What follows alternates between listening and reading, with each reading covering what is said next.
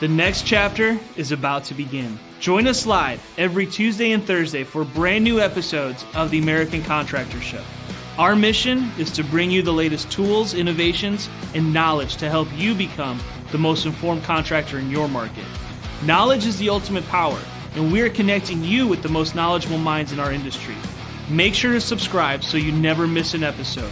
American Contractors, I hope you're ready. This one's for you.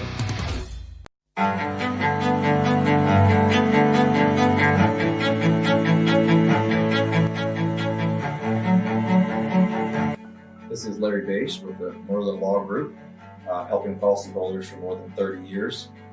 If you have a claim or your client has a claim that needs help, please feel free to call the Merlin Law Group because we are the true policyholder advocate.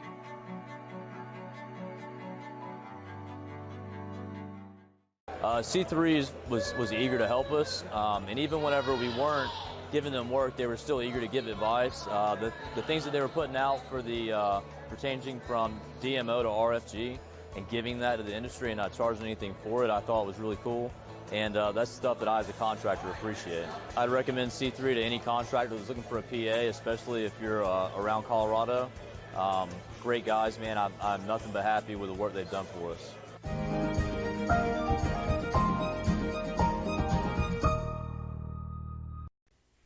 Happy Monday, everyone. Lead meteorologist John Choquette here for our daily hail forecast and tropical forecast as well. Thanks as always, C3 Group, Merlin Law Group, and our Supplement and Balance Claims for being our sponsors.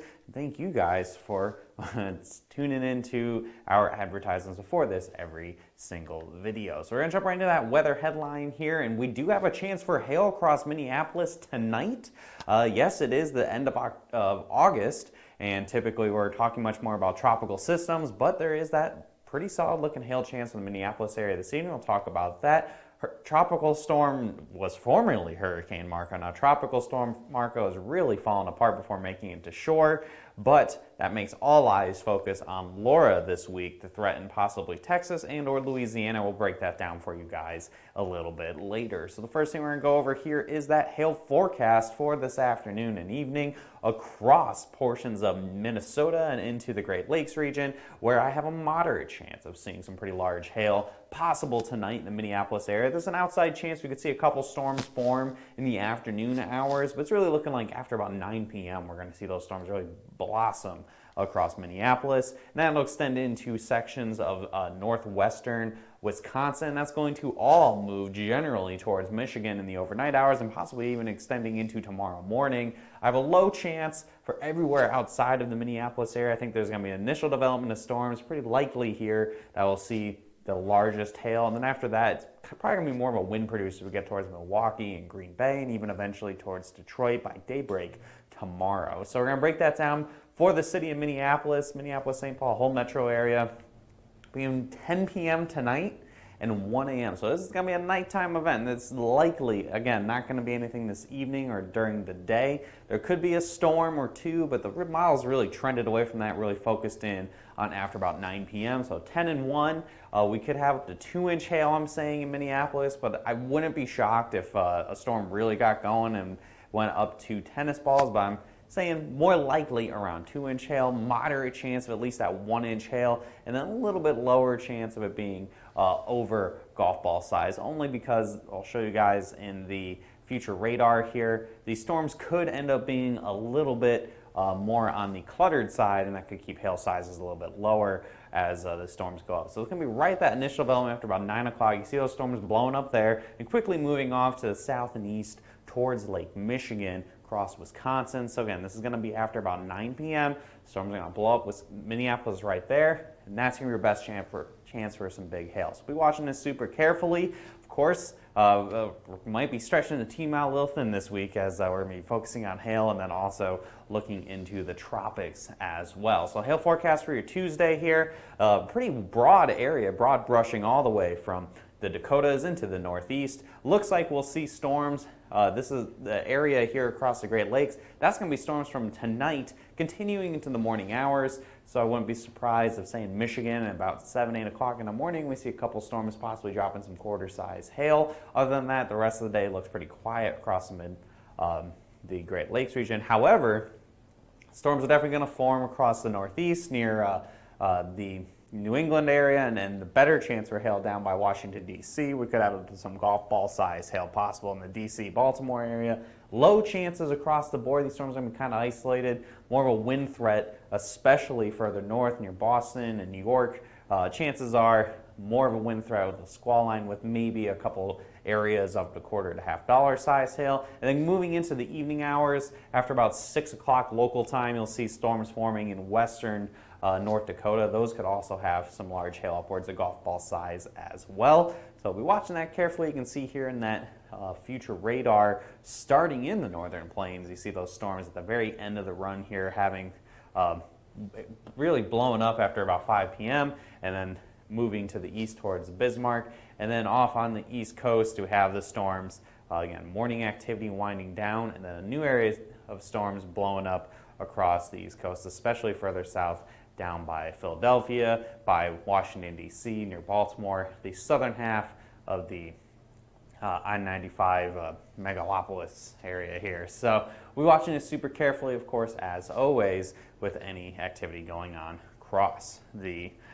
Northeast. So this is the Atlantic disturbances right now, the latest from the National Hurricane Center. We have Tropical Storm Marco barely holding on, and Tropical Storm Laura, which is going to have, our eyes are really going to be starting to focus on Laura, and we'll show you that track in just a second. Tropical Storm Marco, well, it's playing Marco Polo with himself. Here is the center of circulation, that little barely defined area of spin, and all the storms are getting sheared away into the Florida Panhandle. Basically, you have a lot of upper level wind pushing all of the thunderstorms way displaced, like 50 miles off from where the center of circulation is. That will cause strengthening, and then where all of that convection is, all the heavy rain, thunder, lightning, wind, all that good stuff is going to be way displaced. Again, lots of rain across the Florida Panhandle. Where it actually ends up making landfall here in the Louisiana, Mississippi River Delta region, chances are there might even be any real rain with it, just some, maybe a little bit of gusty winds, maybe it's just mostly sunshine. This is a weird storm.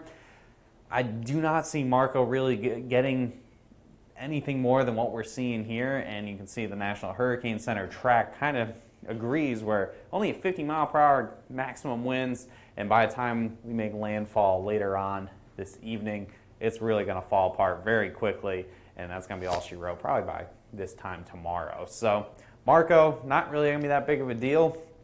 Laura, on the other hand, is looking much more impressive. Laura has survived a very bumpy ride across a lot of the Caribbean Ocean, the Caribbean Sea islands here, went over Hispaniola. It's been getting a little disorganized from hitting Cuba for quite a while, but we're off the coast now, and you can see, look at all the white showing up here. These are cloud tops. The storm's really blown up around the center of Laura. I wouldn't be surprised if she manages to squeak out hurricane strength by the time we get over here by Cuba. And then the track, of course, for Laura is much more interesting as we get towards the Wednesday evening, Thursday morning time frame. We have everywhere from Houston to just, I'd say that's just east of Lafayette, Louisiana, maybe over by Baton Rouge, south of Baton Rouge.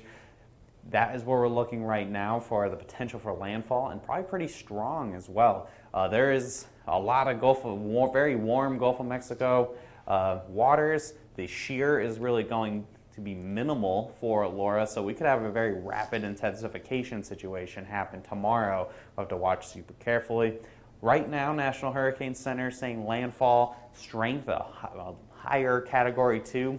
I'm personally thinking we'll probably be just tapping that major hurricane status. That's a Category 3 as we were making landfall on Wednesday evening. The overall track is a little interesting. The most recent radar data all the model data coming in here, we have it pretty focused near Lake Charles. But notice these guys off a little bit to the west. This has been a trend the last few runs here. The stronger Laura can be, the more to the west she's going to generally want to go, which would keep Houston in the risk. That's why Houston's in the cone of uncertainty. The European model especially has really been trying to highlight that potential across Houston. So we're watching this super careful. Obviously, there's going to be some big time implications if we have a hurricane bearing down on the Houston-Galveston area versus going towards Lake Charles, where you have a lot more swamplands to kind of mitigate some of the more intense hurricane features with that.